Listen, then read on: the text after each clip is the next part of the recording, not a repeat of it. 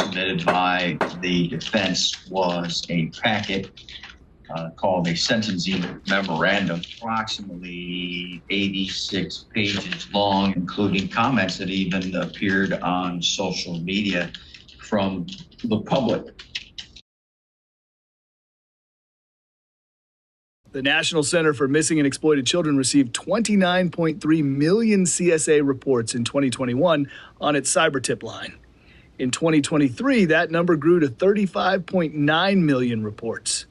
As a result of one of those tips and an investigation by the Michigan State Police, 34-year-old Brandon Kelly from Cadillac, Michigan, was arrested and charged in April of 2025 with, and I quote, 1 count of aggravated possession of CSA material, 1 count of possession of CSA material, and 1 count of using a computer to commit a crime, end quote. In June of 2025, Brandon Kelly accepted a deal and pled guilty to aggravated possession of CSA material, possession of CSA material, and using a computer to commit a crime. At his sentencing, and I quote, Kelly faces up to 10 years in prison and or $50,000 in fines for the aggravated possession offense, 4 years and or $10,000 for the possession offense, and 7 years and or $5,000 for the using a computer offense. He also must register under the Offender Registration Act. As part of the plea, the prosecutor agreed to dismiss a separate case and will not charge any additional counts stemming from the Cybercrimes Unit's investigation report, end quote. So that is a potential sentence of 21 years in prison and $65,000 in fines, with additional counts dismissed. Before we watch the court proceeding, I want to point out a couple of things to you. First, sex addiction and consuming CSA material are two very different things. One is about people who have an addiction. They engage in compulsive behavior that interferes with their daily living. The other is about people who abuse children. One is a medical problem. The other is a crime, a terrible crime, one which affects about 17% of girls and 8% of boys. In fact, and I quote, population-level estimates indicate that 1 in 10 children will experience abuse before the age of 18 years, end quote. One more quick note on this. There is some research showing that being abused as a kid can lead to being a sex addict as an adult. The reverse, however, is not true. Being a sex addict does not lead to consuming CSA material.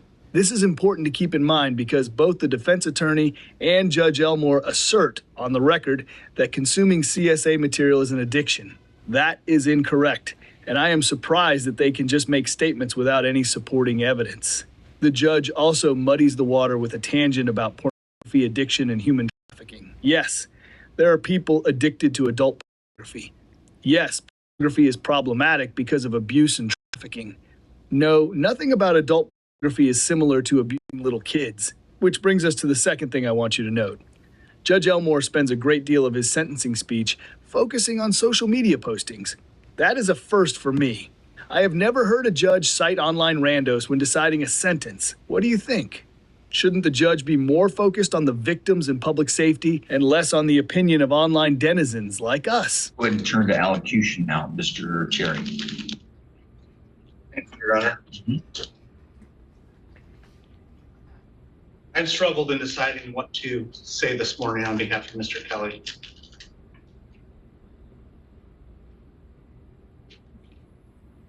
Mr. Kelly is an addict. He's a sex addict, as described by both Jennifer Soltowski and Dr. Rosenberg. And I can't help but identify a little bit with Brandon's plight because we experienced a lot of the same things in the late 90s. Internet entered all of our households. Early 2000s, mainstream pornography hit the internet at a pace of which we had never seen before, but was largely behind a paywall. Then it progressed, and some members of society pushed back and said, is this a good thing? Is this something that should be regulated? And ultimately, it was decided by whomever that it wasn't something to be regulated, and has flooded our children's lives. Sex addiction, like all other addictions, is something that has to be dealt with individually. And Mr. Kelly, once confronted with his addiction, did just that. He sought treatment. He brought what he was ashamed of into the light by sharing it with his family and friends who are all seated here today, Your Honor. He confessed what it was that he had done to them to maintain accountability. He began treatment with Dr. Rosenberg. He began attending Addicts Anonymous. He participates in men's groups, and he's begun working with the groups that Jennifer Zoltowski outlined through the assessment center. I also have here a physical manifestation of the work that Brandon has done. These are all of the books and workbooks that he's consumed in addressing his addiction. If this were a methamphetamine case, I would know exactly how the sentence would turn out. If it were a first-time offense for any substance, I know exactly how the sentence would turn out. And when I see the guidelines and I talk to Brandon and I look at what he's done, it just doesn't make sense. I know there have to be harsh consequences for behavior like this. There has to be a deterrence, there has to be a punishment, some type of reckoning so that other people don't do this. There are a lot of punishments that Brandon's going to experience beyond incarceration. He's already registered for the offenders registry. That's something that he's going to carry with him. These are non-expungible offenses, unlike something with 7411 or even an assault with a dangerous weapon or any other type of assaultive crime. Some of the things that we consider heinous acts on people, you can expunge, but this he'll never expunge. This will prevent him from field trips with his children. This will prevent him from participating in many aspects of life. And then there's the social context the court saw in the Facebook posts. There will be retribution for Brandon that he'll have to deal with as people learn about this or have already learned about it. And there'll be the guilt that he has when he looks in his fiance's eyes and knows that he's put her through this and his family through this. Those are all punishments, those are all deterrents. And I think that those are, for a person who cares about changing, who cares about not doing what they've done, they are what matters. I don't believe that prison as a deterrent for sex offenders works unless they want to change. I think that's something that we've seen in this court numerous times, that sex offenders offend unless they decide to change. And Brandon has demonstrated for this court his desire to change, not do this again. He's demonstrated in a way, frankly, that blows me away. I can honestly say I've never seen anything like what he has done to engage with this problem. I believe that sending Brandon to prison will accomplish none of the goals of sentencing. I think that it would further alienate him, push him toward communing with individuals that have committed heinous acts, which they may even receive expungements for in the future. It will give him programming that is subpar to the programming he's already engaged in. And so I don't think that it makes sense. Ultimately, Your Honor, what I'm going to ask for is the longest period of probation that the court can issue, order that he continue engaging in services. However, I will say if the court does want to send a message of deterrence, I think that a county sentence would be more than adequate to accomplish that without opening Brandon up to what prison may hold for a person who has no criminal history, supportive family, job, which is something we don't see in addicts. He is otherwise an excellent member of the community.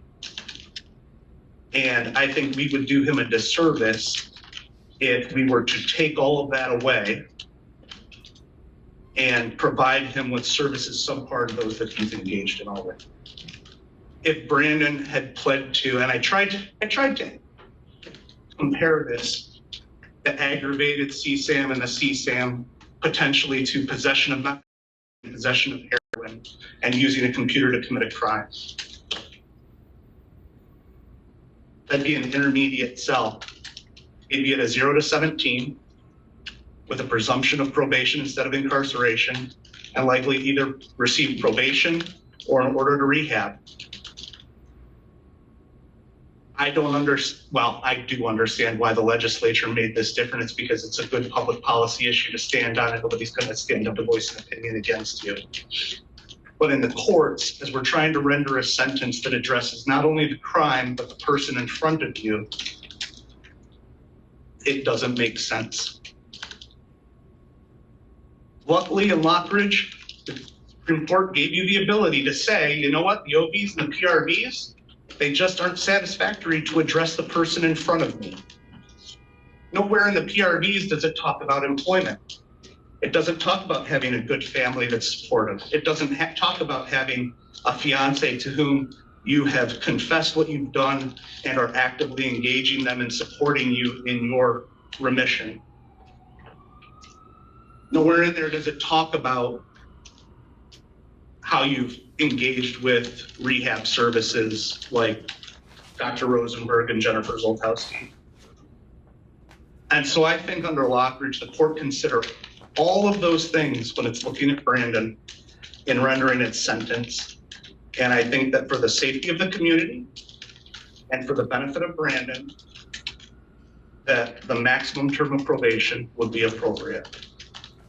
The last thing that I'll ask for is if the court does sentence him to a county sentence, I'd ask that there be something in the order that allows Brandon to continue engaging with Dr. Rosenberg and Jennifer Zoltowski's services, even while in the prison. He's been able to do that by telephone. I don't believe that, again, I already talked about the prison not having the services that are similar or as good. But our jail certainly doesn't. We just don't have the means necessary to provide that type of counseling. And so I think that that would be extremely beneficial if that's the route that the court takes. Thank you, Your Honor. Mr. Carnes. Thank you, Your Honor. Mr. Cherry has spoken a lot about the defendant, and that's his job. But I asked the court to focus on society and our role in protecting society and in punishing behavior that harms society. There are direct victims in this crime. And consumed child material, just like consuming methamphetamine, that encourages its production. The defendant sent a message to someone else that he was involved with on the internet that said, I want to see a 9-year-old girl get ganked. This is promoting the production of prepubescent CSAM. That's a 15-year felony. I didn't charge this file. We did negotiate as he was currently charged. And ultimately, I think this is a fair resolution. But I would ask the court to sentence the defendant on count 1 within the guidelines of 3 to 15 months. 36 months seems appropriate to me. It's at the lower end of those guidelines. And I do take into account the defendant's cooperation and the things he's done on bond. They're all admirable. And I hope we never see him in a courtroom again, but there needs to be a punishment for this. I think something within the guidelines is appropriate. Thank you. Helen, you have the right to make a statement before the court issues a sentence. Is there anything you wish to say, sir? Yes, sir. All right, you may stand up and remain seated, whatever is comfortable for you. Thank you. I've also had trouble saying what I need to, but I think ultimately what I want to say is we talk a lot about addiction. I'm not trying to use that to excuse what I've done. I know what I did was wrong, and I take accountability for that. But I have been thankful for the opportunity to learn about why I've gone down this road and to kind of get off this pathway. I think everything happens for a reason, and as awful as some things have been, I feel like it's been wonderful to be able to change the course that my life was heading down, because addiction does get progressively worse, and if you don't know how to stop it, it will get worse. And I feel like no matter what happens today, I'm thankful that I have gotten the opportunity to get better, to get more mentally healthy than I've been since I was a teenager, it feels like. So I'm sorry for what I've done, and I know I have to live with it forever, and the consequences will always be there, but I'm thankful that I don't have to keep going down this road, because I've seen what happens, and I know I can change, and I will change. And like I said, thank you for letting me say that. Thank you, Mr. Kelly. Both Council and Mr. Kelly's hit the nail on the head that this is somewhat of a difficult case for the court. When I think about this case, to me, it highlights everything that's going on in our society today.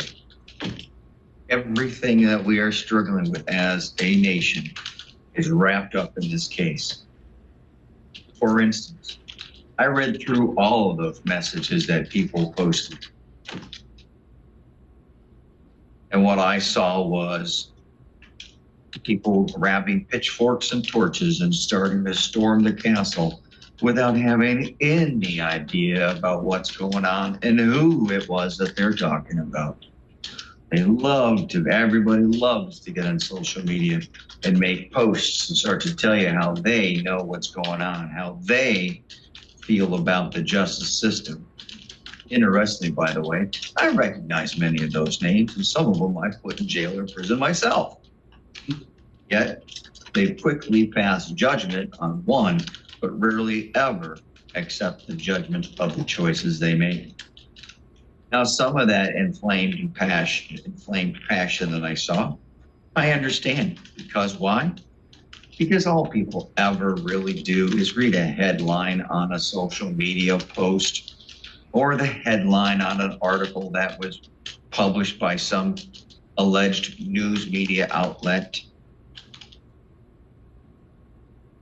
Because people love to pass judgment without knowing that every case is different, because every person is different, every scenario is just different. For instance, one person in there said, well, we got to send him to prison because I got prison for something that was less serious. No, you probably well, I know this. That person got prison because they have one of the longest criminal histories I've seen in the courtroom. That's why they got prison. So I also saw a lot of people calling for, hey, bond, gotta revoke bond before he's even convicted. You can't do that, folks. And thank you very much to one of my history teachers from high school who did comment on there and said the right thing. People are innocent until proven otherwise. Bond is not used as a punishment. Bond is used to ensure a person is brought to the courtroom because they are presumed innocent until proven guilty. Bond cannot be used as a punishment. But not the average person understands it. Not the average person either is going to take time to learn the truth, understand the law, which, by the way, is part of the reason why I submit articles to the newspaper, to try to explain the system to people, hoping that people read it. Lots of people tell me they do, but I know lots of people don't read the newspaper anymore, but still. Pitchforks and torches is what I see here. Let me see, I had a few comments that I noted along the way. You know, people talk about, well, quote, we had a case with adequate proof of SA, which I think they means assault, and the person walked. Well, having been a prosecutor and a defense attorney and a judge for nearly 30 years, I can tell you that all depends upon whether or not the young person testifies, the victim testifies, how good the interview was, whether or not there was contamination of the interviews, and so many things. But people don't always understand that. But that's okay. None of them are experts in the law. Most of them aren't, except for the few, like I said, I've already sent to jail. But people just aren't, and they don't take that time. By the way, I'm not experts in what they do for a living either. So interestingly, there's a lot to talk about here. Oh, by the way, somebody out there decided to post information about where he and his wife work. Shame on you. Oh my gosh. Just pathetic and selfish. But we do have some criminal activity, and the court looks at it. The court knows the facts. The court knows the defendant. I know, and I see defendants all the time, every day, mostly on Mondays when I'm doing sentencings and Fridays. I dig through the information, and I know more information here than anybody out there posting on social media. So let's take a look at this. We've talked a lot about the word addiction today, and that's what this is. A lot of those people, by the way, have made those posts. A lot of them have some addiction issues. But I don't judge them for their comments necessarily. I understand why they make those pitchfork and torch comments. I also understand that addiction is a problem with human nature. It will always be a problem because of human nature. It will never be cured. Don't ever think that there is a war on addiction or war on drugs, because a war suggests it can be won. It cannot be won. Drug addiction, alcoholism will always be with human nature. But so too will other addictions. By the way, everyone who's out there texting on social media, you have an addiction to social media. We all have addictions, things that we get into, that we get used to doing. I see my kids doing this, scrolling, and just, or whatever you call that. Yeah, scrolling, or I don't know, whatever you call it, streaming and looking up at everybody. Oh my gosh. If you are listening today and watching from afar on a phone, I guarantee you have some degree of addiction. By the way, also, while there are different types of addiction and they all have different levels of severity, they are never victimless crimes. They always have victims. You're struggling with drug addiction, alcohol addiction, gambling addiction, cell phone addiction, social media addiction. You are taking away time, money, attention to your friends, your family, your community. If you're a drug addict, you are helping incur, like Mr. Carnes said, the influx of drugs into a community. Anybody ever noticed how many ridiculous gambling commercials we have nowadays on TV in Michigan? Oh my gosh. Talk to counselors. You'll find out how much in the last couple of years the gambling addiction has increased and people are starting to seek counseling. Well, here too, we have a sexual addiction, and there are victims. There are victims here for the defendant. It might be his place of work. If he were to lose a job, it might be his family.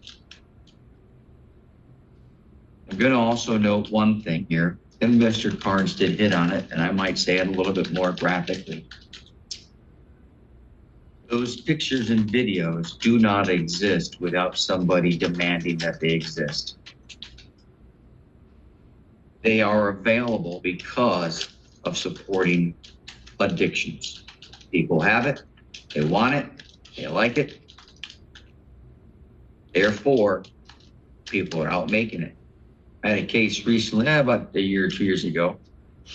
Local person sent him to prison for a very long time because he was making with children in the community. That's not this defendant, that's not Mr. Kelly, I understand that. Because people make it, that means young kids are being taken. That means kids are being subject to photographs, images, actions. That also has to be balanced. So when I began to speak, I said this really is it might seem like into some a small case because the defendant doesn't have any priors. It highlights our issues with society. It highlights the addiction. It highlights our quickness to judge people, our quickness to talk about, like some of these yahoos did, "I'll get me a book, I'll solve and figure this." By the way, most of those people are just tough talk and it doesn't really mean anything. But this case is really very important because it highlights so many of the things that we have got going on in our society today. Now, Mr. Kelly has done something, by the way, that most people do not do. I have had other people. In fact, I think it's not on the docket today, but I know I have another case coming up. And that person I know did not respond the same way Mr. Kelly did. Mr. Kelly ran himself on the sword, did all the right things by getting the treatment that he needed. He didn't just do, by the way, go to like a Catholic Human Services or go see a counselor and check off the block or go to AA like some people do, just so they can get the signatures on the AA form to say, yep, I went and listened to a bunch of other people. This guy jumped off and jumped into the water and started swimming to the bottom to figure out what's going on with him and to help protect him. Yes, I acknowledge that clearly he wants to do that, so he hopefully doesn't get, an extended prison sentence. But the fact is you can't compare one case to the other because you can't compare every person to the other person because not everybody does the same thing. This defendant did a lot of the right things. I wish most people did that. Heck, even though we provide drug addiction treatment at the jail, I don't see a lot of people getting it.